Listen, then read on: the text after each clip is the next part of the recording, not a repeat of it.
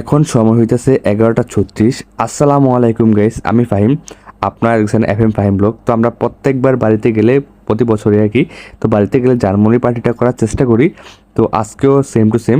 তো আগের বছরের মতো সব কিছু যেভাবে আনছিলাম এবারও তাই আনছি। এবারও তো একটু জিনিসগুলো একটু বেশি আনা হয়েছে, কারণ এখন আগের মতো আসলে মানুষ কম খায় না, বেশি খায়। তো তার জন্য বেশি বেশি আনা হয়েছে।